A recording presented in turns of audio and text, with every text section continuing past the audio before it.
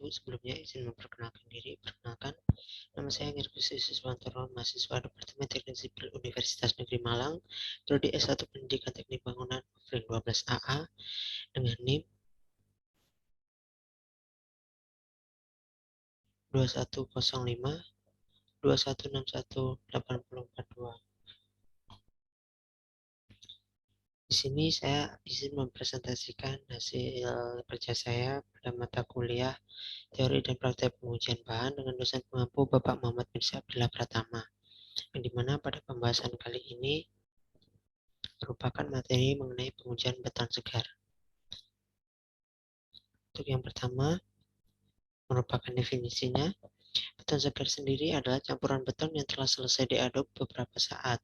Karakteristiknya belum berubah atau masih plastis dan belum terjadi pengikatan. Untuk pengujian beton segar sendiri meliputi uji T50, uji V-Vanel, dan uji L-Shape Box. Pengujian beton segar ini dilakukan untuk mengetahui apakah beton yang telah dibuat masuk dalam kategori beton SCC. Selanjutnya yaitu pengujian metode pengujian beton segar. Yang pertama, ada beberapa metode. Yang pertama yaitu SLAM test, di mana uji SLAM beton atau SLAM contest adalah tes yang paling umum untuk kemampuan kerja beton campuran baru yang dapat dilakukan baik di lokasi kerja atau lapangan atau di laboratorium. Itu standar pengujiannya sendiri yaitu berupa ASTM C143, mengatur tentang prosedur pengujian SLAM, beruntuh, sesuai IS 456.22 atau Plan and Reinforce Concrete Code of Practice, maka kualitas beton ditentukan sebagai berikut. Yang pertama, jika selam beton berada di antara 0 hingga 25 mm, maka dianggap sebagai daya kerja beton yang sangat rendah. Jika selam beton berada di antara 25 hingga 50 mm, maka dianggap sebagai daya kerja beton yang rendah. Jika selam beton berada di antara 50 hingga 100 mm, maka dianggap sebagai kemampuan beton sedang. Dan jika selam beton berada di antara 100 hingga 150 mm, maka dianggap sebagai daya kerja beton yang tinggi. Untuk tahapan pengujiannya sendiri yaitu dalam uji selam. Yang pertama, membasahi kerucut Abrams, papan, dan tongkat pemadat dengan air hingga basah. Lalu memposisikan kerucut Abrams dengan diameter kecil menghadap ke atas, lalu memijakkan kaki pada kiri kanan kerucut agar kerucut dalam posisi stabil, lalu memasukkan campuran beton ke dalam kerucut per sepertiga tinggi kerucut, melakukan pemadatan sebanyak 25 kali tiap sepertiga bagian, mengisi kerucut dengan campuran hingga penuh, memangkas sisa volume beton pada bagian puncak, lalu mengangkat kerucut secara vertikal lurus dan mengukur penurunan di 3 titik yang berbeda, yaitu di penurunan terendah, antara, dan tertinggi. Dan yang terakhir yaitu menghitung ketinggian rata-rata. Dan di sini merupakan beberapa gambar dari uji SLAM test.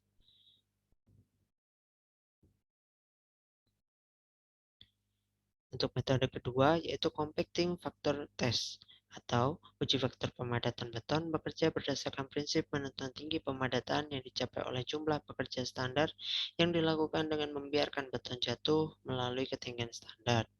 Untuk standar pengujiannya sendiri, compaction factor cocok untuk beton dengan workability medium sampai workability rendah di antara 0,9 hingga 0,8. Karena akan memberi hasil yang lebih konsisten.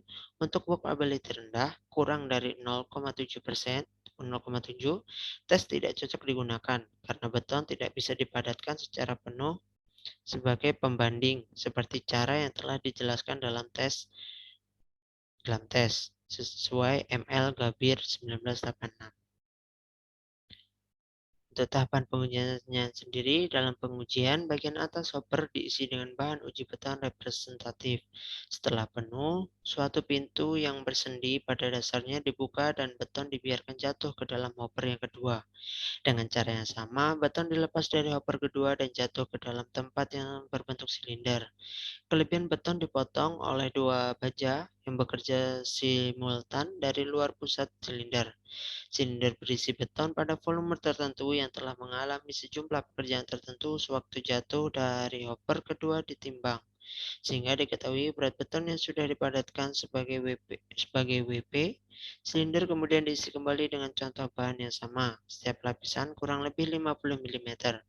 Beton ditumbuk dengan keras sehingga dicapai kepadatan maksimal. Bagian muka atas diratakan lalu beton ditimbang. Didapat berat beton dengan kepadatan penuh atau WF, di mana menurut L.J. Murdoch dan K.M. Brock pada 1999, yang disebut dengan faktor pemadatan adalah perbandingan dari berat beton yang dipadatkan sebagai dengan beton yang dipadatkan penuh, WP per WF. Dan di sini untuk ilustrasi dari compacting factor test, di sini merupakan ada alatnya dan di sini merupakan saat pengujiannya. Terus selanjutnya yaitu flow table test atau tes aliran. Adalah tes laboratorium yang memberikan indikasi kualitas beton sehubungan dengan konsistensi atau kemampuan kerja dan keterpaduan. Dalam tes aliran ini, massa standar beton mengalami penyentuhan. Tes ini umumnya digunakan untuk beton dengan daya kerja tinggi atau sangat tinggi. Untuk standar pengujiannya sendiri ada 3, yaitu di 85181.2105.21984. Metode ini digunakan untuk beton yang bisa dikerjakan dengan tinggi dan sangat tinggi yang akan menunjukkan tingkat kemerosotan beton. Untuk standar kedua, ASTM C1437-15, Standard Test Method for Flow or Hydraulic Cement Mortar. Dan standar ketiga ada EFNERC Annex B1. Untuk proses pengujiannya sendiri, tahapannya yang pertama, menyiapkan permukaan yang rata dan letakkan tabel alir di permukaan. Lalu gunakan kain lembab untuk membersihkan bagian atas meja dan permukaan bagian dalam cetakan. Lalu tempatkan cetakan berbentuk kerucut di atas meja, isi kerucut dengan beton segar selama 2 lapisan yang sama dan mulai tamping setiap lapisan 10 kali menggunakan batang tamping kayu. Setelah tamping beton kemudian dipukul off flush dengan tepi atas dari kerucut dan area bebas dan bagian atas meja dibersihkan. Lalu setelah setengah menit mogok, angkat kerucut secara vertikal. Kemudian naikkan bagian atas meja dengan pegangan dan biarkan jatuh 15 kali dalam 15 detik. Beton menyebar dengan sendirinya. Yang terakhir, ukur diameter beton menyebar dalam 2 dimensi sejajar dengan tepi meja. Dan di sini ilustrasi dari flow table test saat pengujiannya.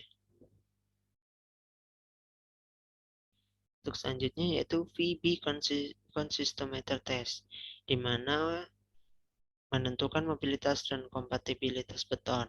Pada VB digunakan alat tes konsistensi pengukur vibrator, bukan menyetak. VB test menentukan waktu yang dibutuhkan untuk transformasi beton oleh getaran, amplitude yang terkontrol sehingga permukaan bawah transparan tertutup oleh mortar beton. Waktu yang diperlukan disebut waktu VB. Kesulitan dari pengujian ini adalah tidak seragamnya ketumbuhan transparan oleh mortar, sehingga sulit untuk menentukan titik akhir dari tes ini. Menurut S. Middles, Francis Y. dan D. Darwin tahun 2003. Itu standar pengujian sendiri yang pertama ada IN 12350 strip 3, yang kedua ASTM C 1170 dan yang terakhir BS strip 1881. Menurut IS 1988.2.1959, metode pengambilan sampel dan analisis beton. Kualitas beton ditentukan sebagai berikut. Yang pertama, jika waktu lebih hingga 20, jika waktu lebah hingga 20 hingga 15 sampai 10 detik, maka beton dianggap sebagai konsistensi yang sangat kering. Jika waktu lebih hingga 10 hingga 7 hingga 5 detik, maka beton dianggap sebagai konsistensi kering.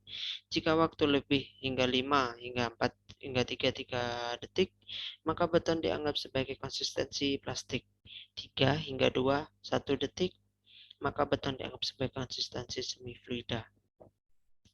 Untuk tahap Maaf, untuk tahapan pengerjaannya sendiri yang pertama, silinder kosong dibersihkan lalu ditimbang beratnya, lalu campuran beton sesegera mungkin dimasukkan dalam silinder sampai 3/4 tinggi silinder, lalu silinder yang berisi campuran beton kemudian ditimbang.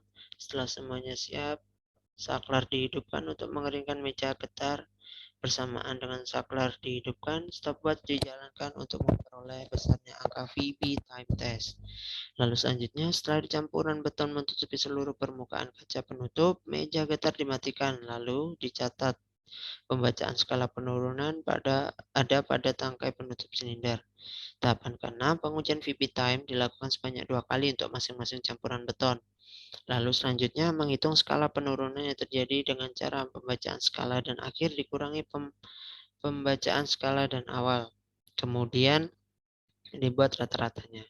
Lalu nilai rata-rata menunjukkan nilai skala penurunan pada VB time. Lalu kemudian menghitung nilai VB time dengan cara merata-rata waktu campuran beton sampai menutupi plat kaca. Yang terakhir, nilai rata-rata menunjukkan nilai VB time test. Dan di sini merupakan ilustrasi dari VB Consistometer Test. Di sini merupakan alatnya. Di sini saat melakukan uji tesnya. Untuk yang terakhir yaitu Kelly Ball Test. Uji beton ini dikembangkan oleh G. W. Kelly karenanya dikenal sebagai tes bola Kelly. Kelly Ball Test adalah uji lapangan sederhana dan murah yang mengukur kemampuan kerja beton segar dengan yang berupa dengan tes kemerosotan beton, tapi lebih akurat dan lebih cepat daripada tes kemerosotan SLAM test. Tes ini menggunakan alat yang terdiri dari belahan bumi seperti bola sehingga menunjukkan konsistensi beton segar dengan tingkat penetrasi ketika belahan logam turun. Jadi dalam tes ini kedalaman ditentukan melalui belahan logam yang tenggelam di bawah beratnya sendiri ke beton segar. Untuk standar pengujiannya sendiri ada di ASTM C360-92 untuk uji penetrasi bola. Untuk tahapan pengujiannya sendiri ada 7. Yang pertama, menuangkan campuran beton dari molen secara langsung ke dalam tempat berupa ember ukuran diameter 50 cm, tinggi 25 cm. Lalu memastikan alat Kelly Ball menunjukkan angka 0 pada tempat yang datar, lalu meratakan permukaan beton segar, namun tanpa penggetaran ataupun pemadatan. Selanjutnya meletakkan alat Kelly Ball di atas campuran beton, lalu melepaskan alat perlahan-lahan, dan perlu diperhatikan bahwa posisi alat pada waktu pengujian harus benar-benar vertikal. Dan yang keenam, membaca angka pada alat setelah Kelly Ball menunjukkan nilai yang tetap atau kondisi stabil, dan yang terakhir mencatat besarnya penurunan Kelly Ball. Di sini merupakan ilustrasinya. Yang pertama, ada alatnya, dan yang gambar yang lainnya merupakan saat dilakukan uji tes. Baik, sekian penjelasan dari saya. Kurang lebihnya saya mohon maaf. Bila ada kurang kata, wassalamualaikum warahmatullahi wabarakatuh.